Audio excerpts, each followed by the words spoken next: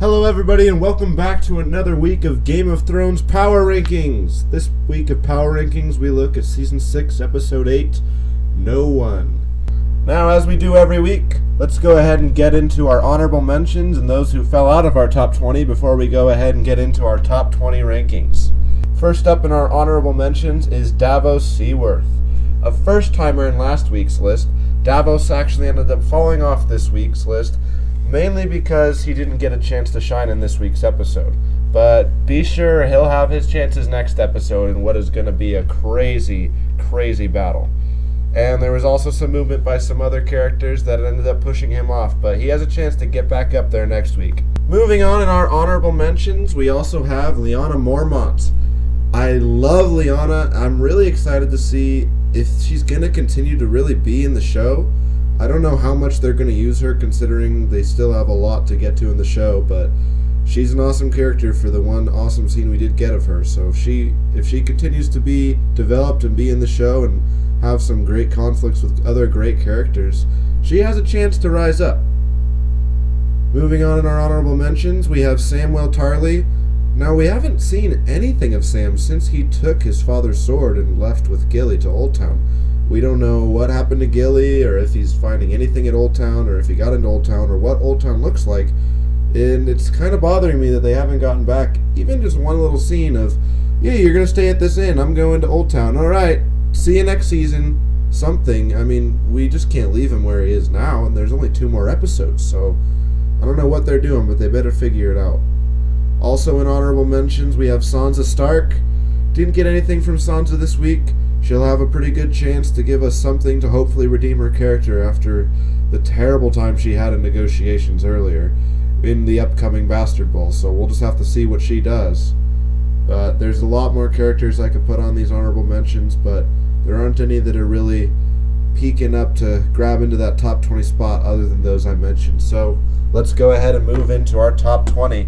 Coming in at number 20, first to make it onto the list, first timer, The Mountains, aka Robert Strong. This reanimated behemoth makes his first appearance on the list for one of the most gruesome murders on the show in a long time. He straight ripped the guy's head out, spine and all.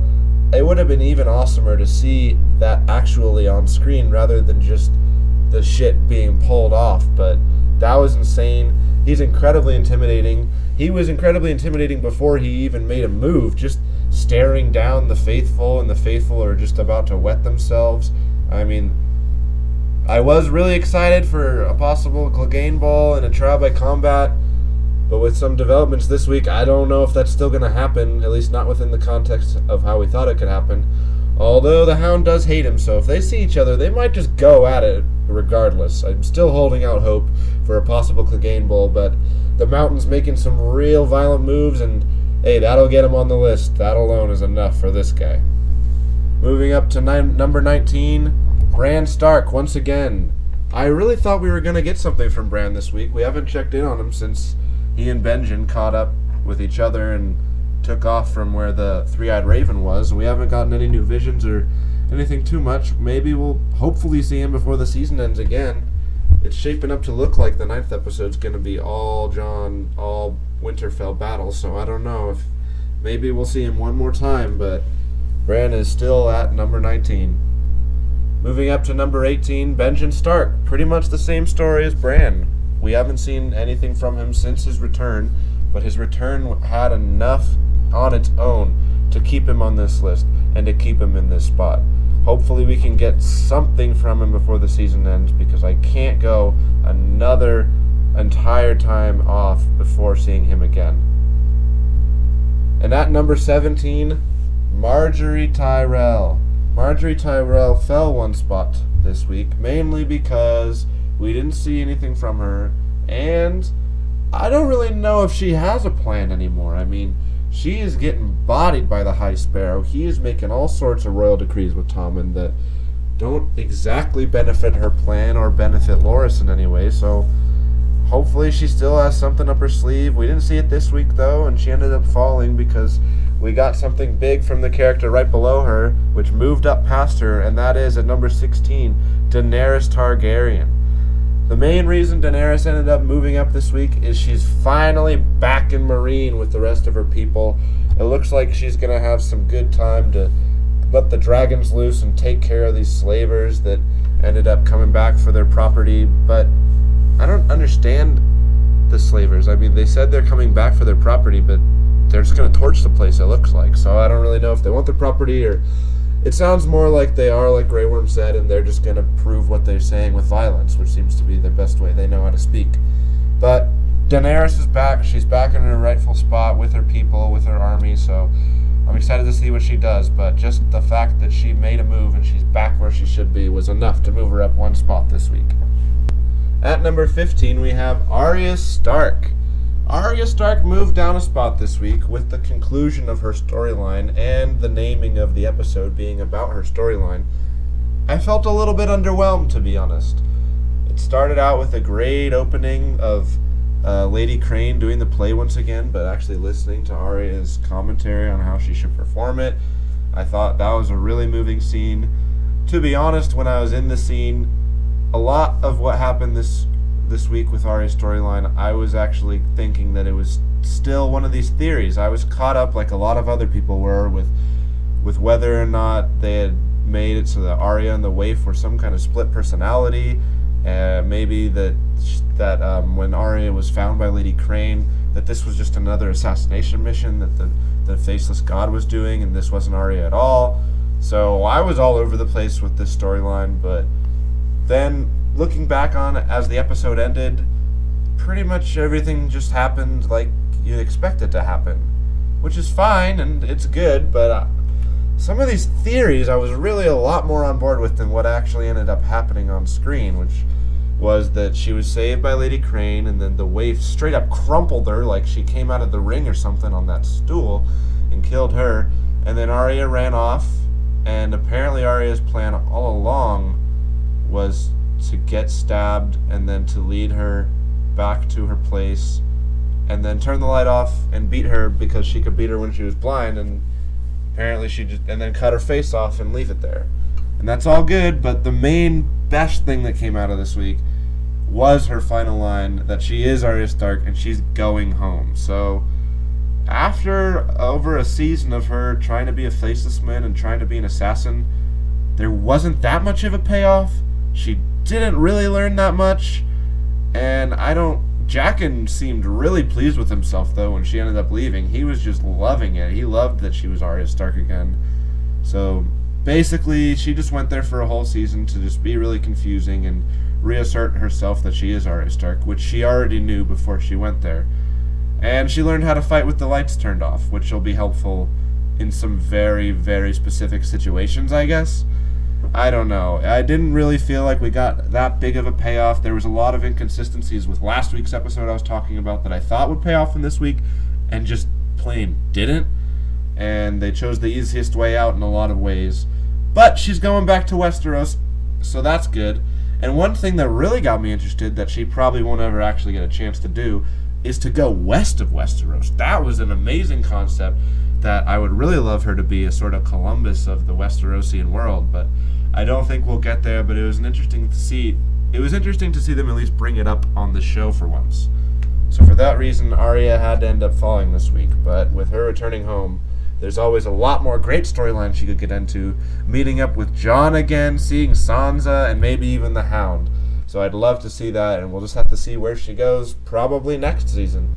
And right above Arya, at number 14, setting up for next week's episode, is Ramsay Bolton.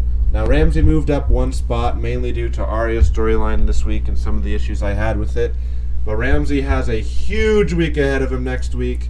Hell, it might be his last week. Might be the last week for a lot of people next week. So we'll just have to see. But he is having a huge chance to do all sorts of stuff next week. And it'll be interesting to see exactly how vile and what he has planned, because he's definitely got some things up his sleeve, knowing Ramsay of all people. I don't think it'll be as simple as two armies in a football field fighting to the death. I think he's going to have some kind of trick with Rickon up his sleeve or something like that. Maybe he'll attach Shaggy Dog's head to Rickon's body like they did with Robb Stark. That would be pretty savage to see, but we'll just have to wait next week until then. Right above Ramsay at number 13, once again, Tormund, Giant's Bane. Tormund is just a boss. He didn't have anything this week. There wasn't any reason to bring him down. And nobody can really move past this guy at this point. This is just peak Tormund stuff right now. Luckily, Brienne got out a river run, so hopefully they'll get a chance to meet back up, maybe even next week. And we'll maybe finally get a chance for them to actually get together in some kind of way. And at number 12, someone we haven't seen much from since we've seen anything from Bran and Benjen, Night King. The Night King is still amassing a huge army, I imagine, up there, and probably has some plans for that wall, as Benjen was telling Bran. But we haven't got anything from him in a while, but that doesn't mean he's going to go away anytime soon. At number 11, still free-falling as far as anyone has on this list so far, Cersei Lannister. Cersei Lannister had a really tough week. Even Cersei's best moment, which is the I choose violence moment when she commanded Robert Strong to kill one of the Faith Militant, is probably going to end up biting her in the ass later. Because in this new twin pillars of religion and politics that Tommen and the High Sparrow have set up, she's really painting herself into a corner of blood here. I mean, as soon as she refused the High Septon's command and spilled blood in the Red Keep, I mean, now she's definitely in some trouble, because not only are the people going to see her as the enemy of the new regime, but so is probably Tommen, and Marjorie's definitely not on her side, and the High Sparrow wants her out of there. And now one of the biggest blows, no, the definitely biggest blows, her ace in the hole, High Sparrow has outlawed trial by combat. Something that has been around in Westeros for so long. It's just the end of so many eras. And now, I don't know, Cersei's in some serious trouble now if she doesn't have that. My first thought was, oh my gosh, she's going to have to run and leave King's Landing. But she said herself she would never leave King's Landing. So unless she can try to hopefully wield some political power again like in the old days and convince some of the High Septon, at least 4 out of the 7 High Septons, it sounds like, that she doesn't deserve to be seen as a liar and all these things they've accused her of, she's in some serious trouble. Some serious trouble. I don't know what she has planned or what she could even plan to save her at this point, but she really has caused her own downfall in most ways. I mean, ever since she armed the militant of the faith and let High Sparrow get in Tommen's ear, it's been completely downhill. She can't even sit with her son at the throne room anymore. She has to be in the gallery with the other women. And I just have to say good luck, Cersei, because at this point, I don't know how you're going to stop this slide, and I don't know how you're going to stay alive. So now we move into the top 10, and we have one of the biggest movers in the last 2 weeks. And first time in the top 10 is the Hound. The Hound had some fantastic scenes this week.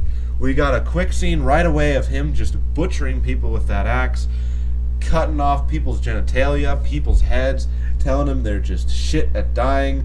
I mean, this is peak Hound stuff. The Hound is killing it right now. And then he finally got to meet back up with Lemon Cloak and the Lemon Cloak gang, and thankfully they actually explained why these people from the Brotherhood Without Banners ended up killing all of these faithful people, because they were betrayers. And I was glad to see that Beric Dondarrion and them were hanging them, which is an interesting concept that could pay off later. I don't know. Lots of theories about Brotherhood at Arms hanging people. We'll just have to see where that goes.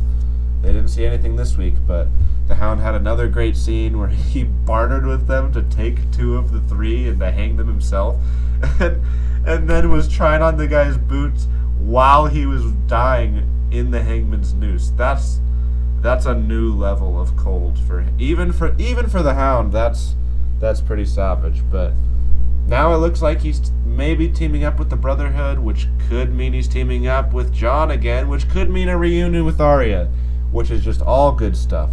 I love seeing the Hound do what he's actually good at, and it looks like he's getting back to it, even though he did feel kind of remorseful about it, and he spent some time reflecting on it with his faith. But I mean, as the Brotherhood said, he's a fighter, and when he doesn't fight, things go bad. So do what you were brought into this world to do, Hound, and let's go ahead and axe off some people's genitalia.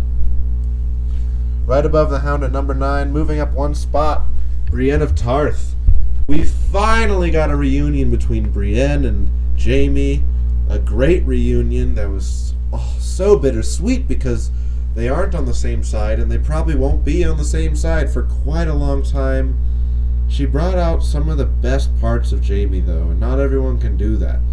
Jaime can always seem to look like a villain, especially when he's going against the Tullys and the Starks, but she has a sweet spot for him and he for her as well. I mean, she tries to give back his sword, but he's not even having it because it is hers and it always will be.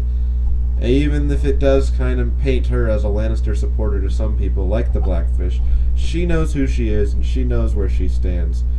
And she knows that Jaime does keep his vows for the most part. I mean, he's called the Kingslayer, but we all know there's more to that story than what's being reported around the lands.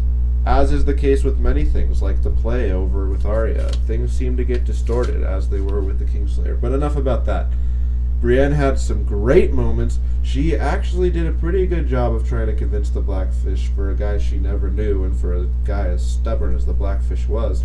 She ended up even forming a kind of friendship with him before his untimely death, ? I don't know, he didn't die on screen, but Brienne is awesome. I'm so glad that she got away, and maybe she'll get to meet up with Jaime again. Hopefully it's not on the battlefield, though, because if so, Jaime is absolutely done for.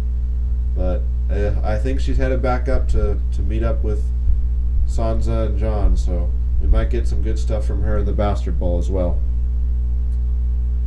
And coming in at number 8 is Olenna Tyrell. Olenna, who has already left the capital, it appears, and who we may not see for a while. She ended up dropping a spot because she did kind of have to give up the games and just leave like Marjorie told her to and take a back seat to her granddaughter. But Olenna's smart enough to at least have some backup plans working in the works somewhere, so I'm sure she's doing something to help her cause and the Tyrell cause. If nothing else, she's controlling Highgarden and her troops. So, but we didn't get anything from her, and it looks like she won't be as big a part as the plot from here on out, at least for the rest of the season. So she ended up falling. Also because of some great scenes from the person right above her at number 7, Jaime Lannister, who's risen up a spot. Jaime had some of his best moments in a long time in this episode. He had some great conversation with Brienne, some great moments of I will do anything for my sister, but also some remorse for not being able to be on Brienne's side and having to possibly fight her in the future. He also single-handedly took all of River Run without even raising a sword to anybody, because he had that great conversation with Edmure, and something that apparently has come from the books I've been told, of him promising that if he doesn't open the gates up to the Lannister men, he will send back his baby to him in a catapult. That is some savage stuff right there from Jaime, but as he said himself, he will slay every single Tully he has to get back to Cersei. Unfortunately, that's one of the things that really has been the doom of Jaime for the longest time.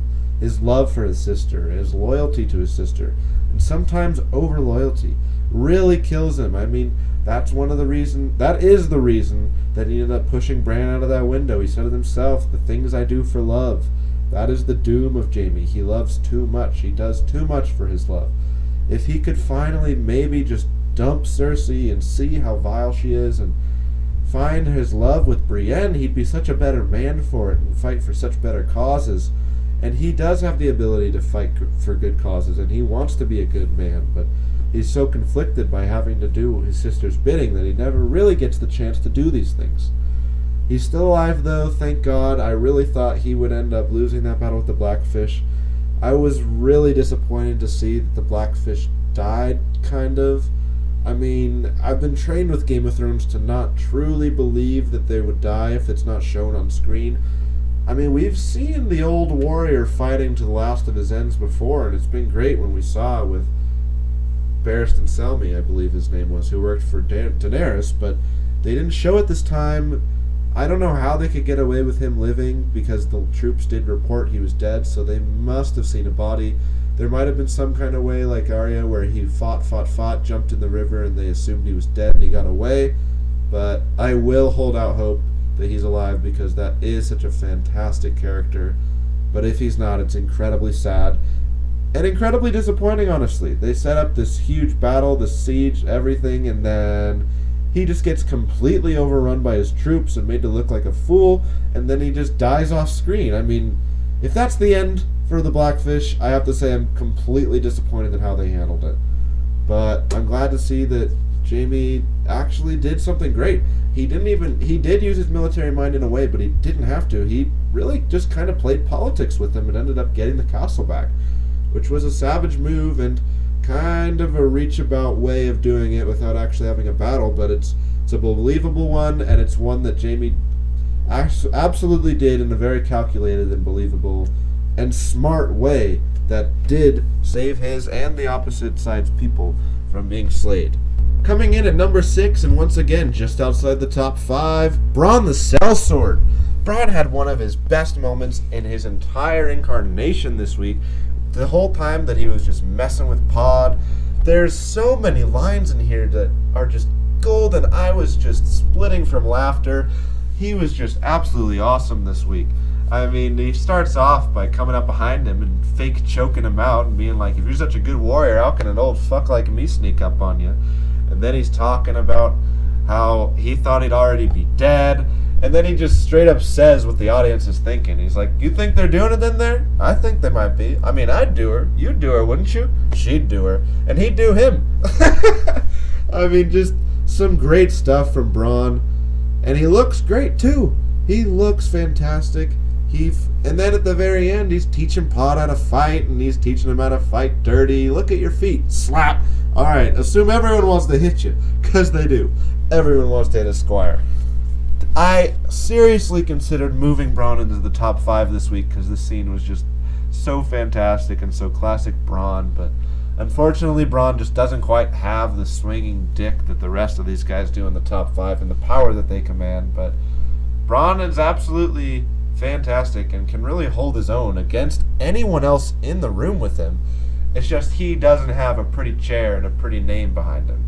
But I guarantee he can talk circles around most of the people in the show. I mean, he shared time with Tyrion for years and absolutely held his own. He shared time with Jaime. He shared time with a lot of people, and he's held his own every time, and in a lot of times, he's been the better of the two, like he is now with Jaime, to be honest.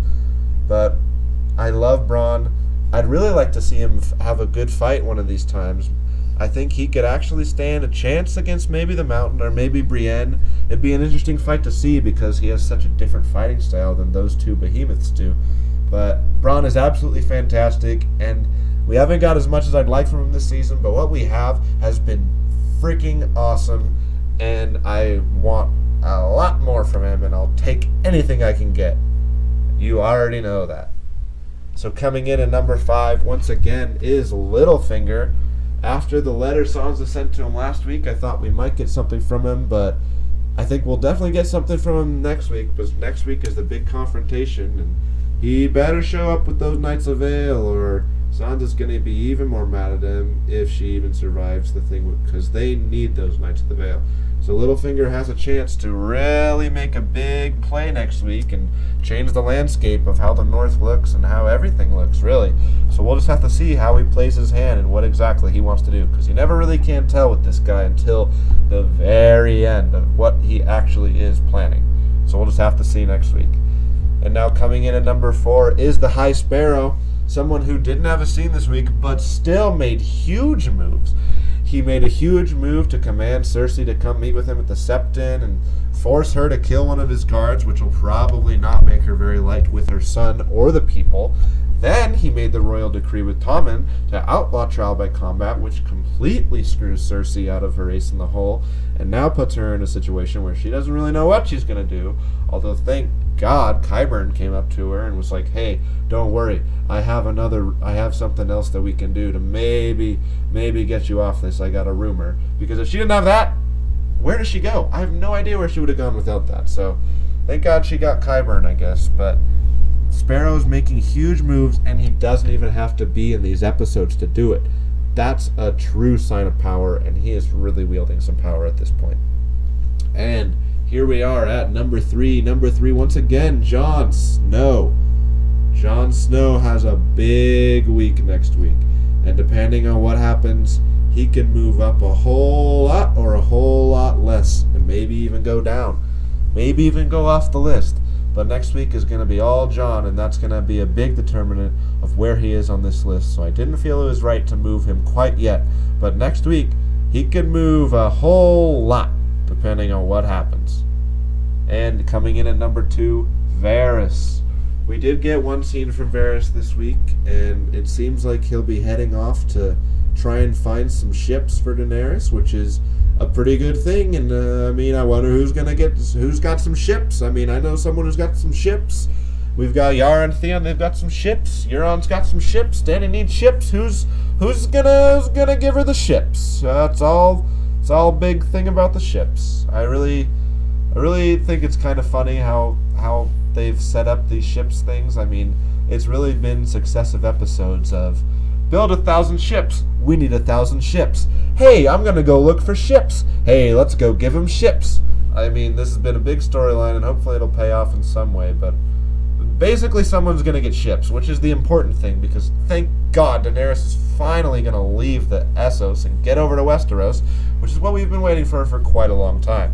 So hopefully Varys can find some kind of deal. I'm rooting kind of for Theon and Yara, obviously, because I don't want Euron to get ahead of them, but it's really anyone's game. Anyone who's got the ships can give him the ships. Just have to see how it goes. And now here we are, coming in at the top spot, once again at number 1, Tyrion Lannister, guys and gals. Come on. Even with his big fuck-up this week of messing up the whole slave agreement, and now they're coming back for their property, and they're messing up the pyramid and throwing these giant fireballs off of these weird catapult things from their ships, which are awesome, I just have to say. Even with that mess up, Tyrion is still number 1. I'm sorry. Maybe next week we'll see just exactly how bad he did mess up, and those ramifications might be enough to drop him, especially with a certain Bastard Bowl coming up next week. But as it is now, Tyrion is just too much of a quality character in his past to really just drop him because of one little mess up. Especially when we got what was kind of a fun scene of him convincing 2 people who've never drank before that they needed to drink. When Grey Worm said, "I don't drink," and then Tyrion's like, "Why? Who made those rules? Your old masters?"